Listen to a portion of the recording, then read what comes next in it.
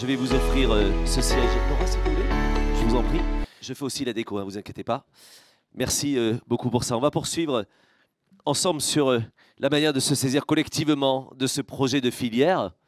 Je voulais juste vous partager une réflexion. On se fait la réflexion, nous, avec l'équipe technique, l'équipe d'organisation derrière. C'est un peu bizarre d'être avec vous. Vous êtes tous un peu... on est d'accord, hein, c'est quand même des discussions juste de dingue. Et en fait, on se régale, on voulait vous dire. Et on se dit que c'est la première fois qu'on s'éclate dans une communauté médicale. Voilà. Et je peux balancer mon camarade. Il lui a dit c'est quand même un autre niveau qu'avec les cardiologues, puisque la différence entre Dieu et le cardiologue, c'est que le cardiologue, lui, ne se prend pas pour Dieu. Et donc, voilà, j'ai bouffé mes mots. Le cardiologue ne se prend pas pour Dieu, tout ça clac-clac. Et donc, en gros, on est vachement bien avec vous, on voulait vous le dire, donc on va poursuivre, on va abuser de votre temps pour échanger sur le sujet. Nora Benabiles, adjointe à la directrice de la recherche fondamentale, déléguée à l'innovation, la valorisation et l'essaimage au CEA. Quelle carte de visite, format 3 recto verso. Et Philippe, je prononce comment? Génoin? Très bien. D'accord, parce qu'à la véronaise, je dis Gesnouin, voilà, comme vous voulez, Guénoin, comme vous voulez. Surtout pas. On peut dire Gesnoin aussi, mais Génoin, ça se fait aussi. D'accord, très bien. Bretagne.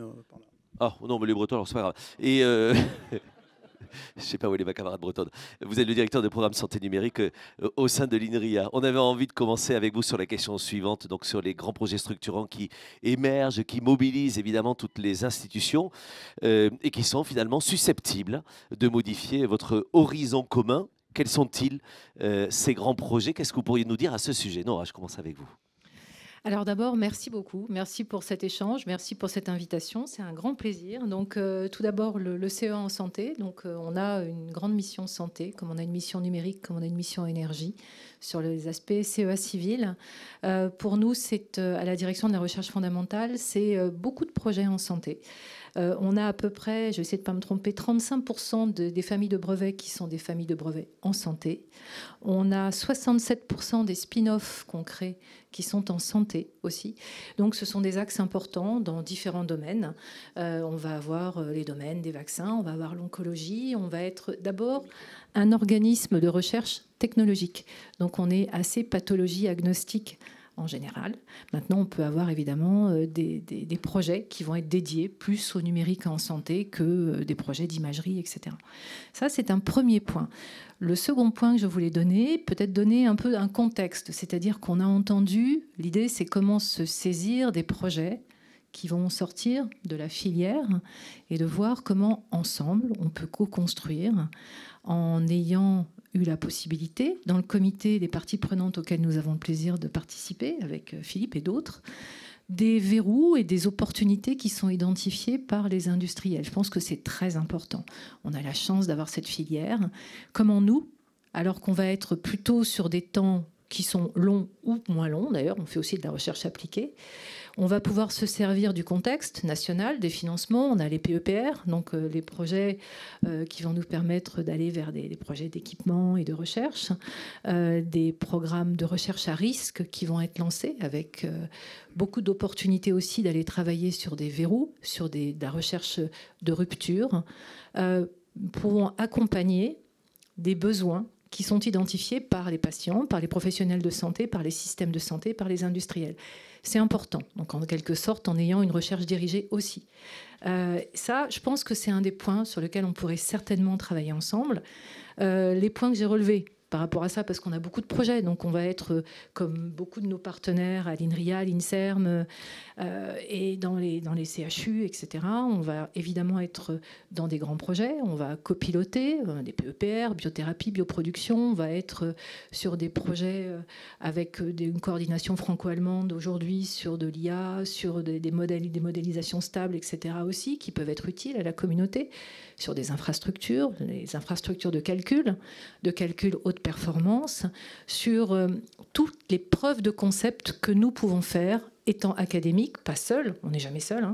On est dans un écosystème. Donc je suis aussi à Medicine, j'ai ce plaisir, ou à Incube Alliance, ou dans d'autres cénacles, au Healthcare Data Institute, où je vois certaines personnes aussi qui font partie de ce Healthcare Data Institute, qui est un think tank, où on travaille aussi sur l'IA et les données de santé. On va faire un rapport dessus, on sera ravis de partager.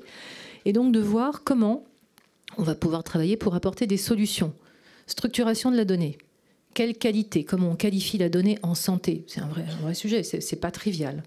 En fait, est-ce qu'on a besoin de travailler sur des grandes bases de données en fonction de la question qui est posée? En fait, on a un endpoint, une question, et puis quelles sont les données qui sont nécessaires et suffisantes pour répondre à cette question? Parce qu'une donnée dans une base de données, ça peut être de la donnée redondante. Et on va avoir des problèmes, surtout si on fait de l'IA derrière. Ça peut être de la donnée de mauvaise qualité. Ça peut être de la donnée pas représentative ou pas de suivi aussi, des données manquantes. Donc en fait, il y a tout un sujet sur comment on va qualifier cette donnée. Ensuite, comment on va intégrer ces données. C'est toujours des grands sujets au niveau de la Commission européenne. Hein. L'intégration des données sur de la donnée hétérogène. Et nous, on va pouvoir aller plus loin. On peut, en tant qu'académique, prendre le risque de travailler sur des données, les données publiques, des données multi-omiques, des données qui vont être des données d'imagerie, les données d'anapath, les données très largement, toutes les données du métabolome, des données qui aujourd'hui ne sont pas exploitées parce que c'est encore compliqué d'intégrer ces données et d'en faire des modèles stables. Donc pourquoi vous ne nous utilisez pas, académiques, pour tester ces sujets-là? On sait gérer et puis on sait aussi travailler vite. On sait aussi, contrairement à ce qui circule, contractualiser rapidement. Donc, mais oui, c'est possible. Et on peut travailler dans bah oui, parce que bien sûr, mais j'ai vu certains de mes camarades, donc je fais partie des groupes de travail, donc je vois bien. Pour ça. Et quels standards? Des standards, on en a parlé. Il n'y a pas de standard unique en Europe, c'est pas vrai. Je fais partie d'un conseil scientifique sur un projet européen sur les standards en médecine personnalisée. Il n'y en a pas. Hein, donc ça, il n'y en a pas. Donc il y en a beaucoup, mais il n'y en a pas un. En tout cas, pas un partagé au niveau de l'Europe. Ensuite, qu'est-ce qu'on peut attendre, et j'arrêterai là pour laisser parler mon camarade parce que je suis bavarde, oui, de projets européens ou nationaux, sachant qu'on n'a pas un seul système de santé en Europe qui est identique. Ça posera des problèmes pour le partage des données, pour faire de la recherche en IA, pour partager nos résultats et pour faire en sorte que les end-users, quels qu'ils soient, les professionnels de santé, les industriels, acceptent d'utiliser ces données et ces modèles. C'est loin d'être trivial. On peut parler de recherche. Dans les faits, quand moi j'avais monté un projet comme d'autres en ont monté sur le patient digital il y a quelques années, qui n'est pas passé à la Commission européenne, et c'est extrêmement compliqué d'avoir l'acceptation des utilisateurs finaux pour faire de l'aide à la décision clinique ou pour aller dans des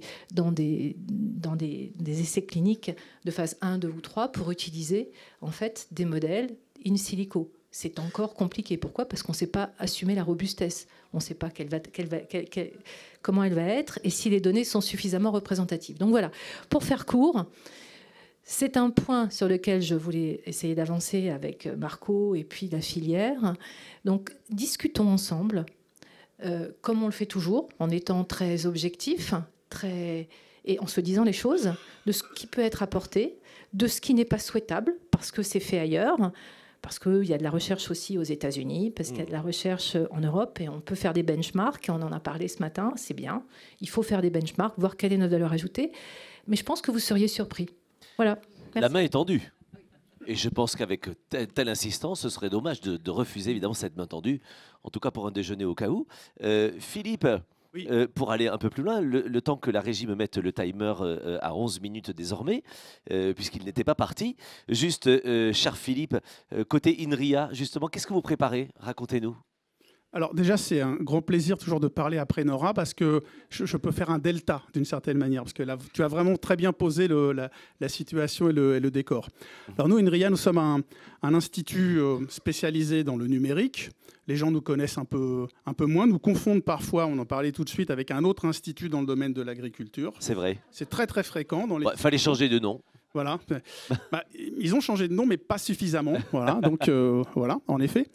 Donc notre sujet, c'est le numérique et les mathématiques appliquées, qui est en soi un domaine de recherche. C'est-à-dire que ça, c'est très important parce que on a parlé tout à l'heure quand on parle de IA et cancer, dedans il y a IA. Voilà. Et l'IA, c'est pas quelque chose qui tombe tout seul. C'est-à-dire qu'on a eu des discussions justement avec Marco dans la façon dont les choses ont été montées, où tu m'avais par exemple présenté un questionnaire dans lequel on demandait quel est votre produit, quels sont vos clients. Alors oui, c'est des sujets sur lesquels on travaille qui ne nous sont pas étrangers, puisque tout comme nos amis du CA et d'autres instituts, nous sommes Nous avons, comment dire, on travaille beaucoup à l'impact et ça va jusqu'à la création d'entreprises, la création de start-up. C'est un sujet qui nous intéresse. Mais nous sommes aussi dans nos missions d'accroissement de la connaissance, de travailler justement sur ces verrous.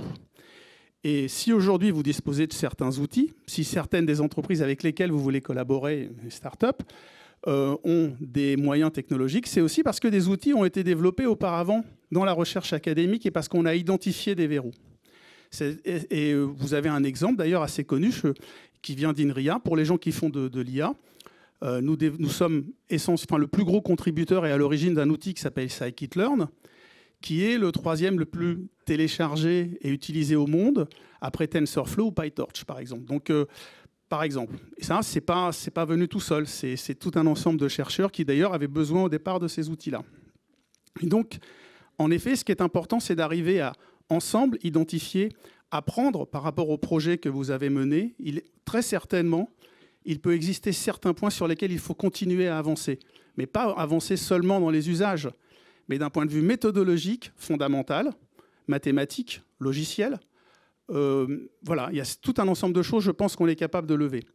Et alors, quand on parle de grands projets, par exemple, tu as cité les PEPR. Donc, les PEPR, c'est des instruments qui ont été lancés essentiellement dans le cadre de France 2030, qui sont souvent associés à des stratégies d'accélération.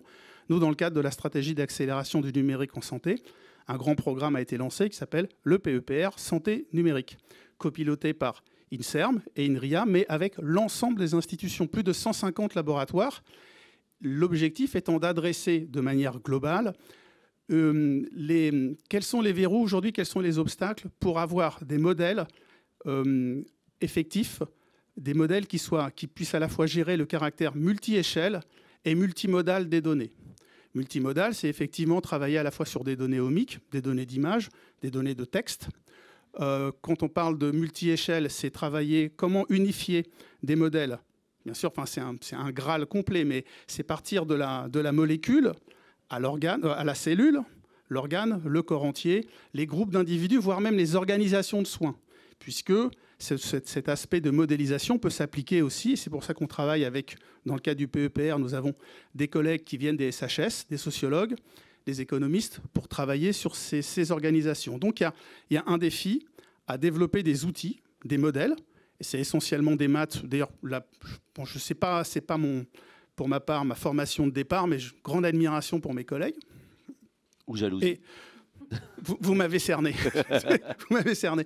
Et donc, et à terme, ce que nous espérons, et d'ailleurs, ça peut vous sembler très très lointain, mais nous accompagnons les projets pour voir sur comment ils peuvent déboucher ensuite sur des projets suivants, peut-être même au niveau européen, et également avec les industriels. Voilà. Je pourrais vous parler aussi, très brièvement, d'un projet... Pardon, je vous en prie. Non, je sais que vous pourriez, mais je ne peux plus. Mais voilà, mais vous ne pouvez plus. Allez, si je vous laisse 12 secondes 24, bien sûr. Si, 2 secondes, un autre projet emblématique également, que nous allons commencer et nous travaillons avec Dassault Systèmes, en fait. Ça fait 2 décennies qu'on travaille ensemble avec Dassault, et là, je pense qu'on en tient un bien. On a un grand projet qui s'appelle Meditwin, dans lequel nous travaillons avec 7 IHU de la première vague et avec le CHU de Nantes.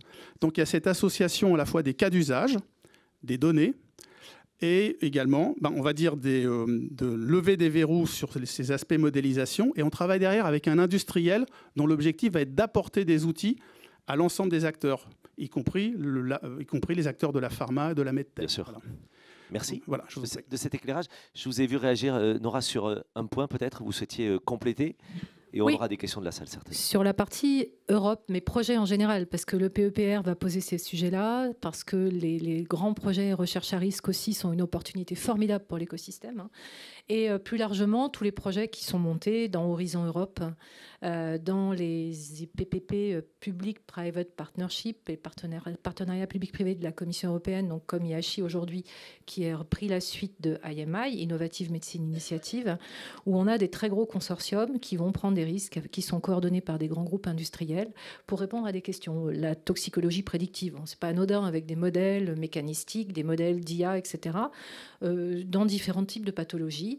Donc je dirais qu'il serait intéressant, je me permets, dans le cadre des parties prenantes, Annie, sous ta haute bienveillance, de travailler sur un benchmark. Moi, je m'y engage, si tu me suis, si d'autres nous suivent dans le comité, pour dire, voilà, il y a quelques grands projets qui sont assez inspirants. Pourquoi ? Parce qu'ils pourraient nous aider à mieux spécifier ce qu'on peut attendre. On perd du temps quelquefois dans des projets. Il y a des spécifications. On entend parler de bases de données, mais beaucoup, c'est pas forcément bien, vraiment. Et donc, il faut avoir les données nécessaires et suffisantes, encore une fois. Faire attention à la redondance, sinon on se plante. Les corrélations vont être mauvaises, surtout quand on fait de l'IA. Et donc, de travailler sur ce dont on a besoin, quelles questions on répond et quelles sont les méthodes qu'on doit développer, avec ou sans les académiques, avec c'est mieux, et de se dire... Est-ce que j'ai ce qu'il faut ou est-ce que je peux aller vers des nouveaux objets parce que j'ai fait un benchmark suffisant?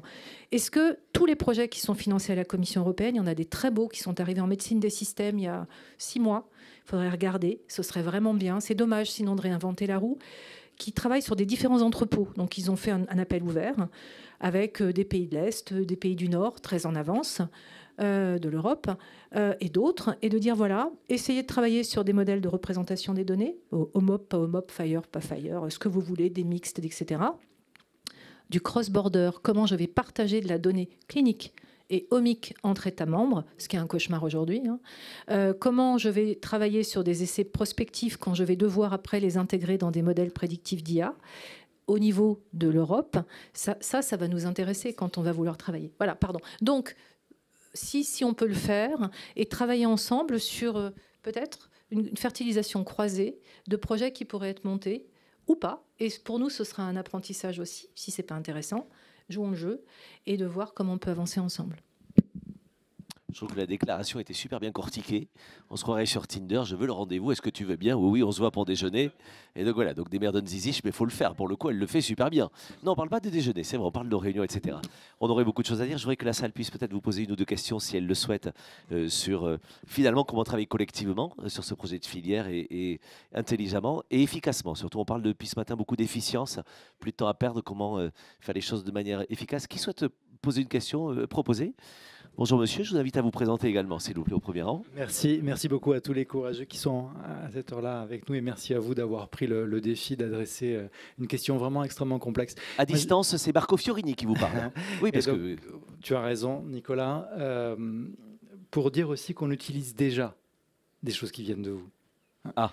Déjà, ECA est une équipe d'INRIA qui met des algorithmes à disposition et dans les projets, certains utilisent déjà des algorithmes qui sont sortis de la recherche publique. Donc je crois qu'il faudrait peut-être faire savoir davantage ce genre de choses parce que c'est valorisant pour l'équipe qui a conçu l'algorithme et ça peut être inspirant pour pouvoir travailler demain. Donc je crois que déjà on pourrait travailler. Je sais que j'ai des collègues très experts dans la salle, mais l'algorithme qu'a développé ECA a été extrêmement intéressant pour nous et a fait partie du choix de l'équipe que l'on a retenu pour l'innovation sur tel projet.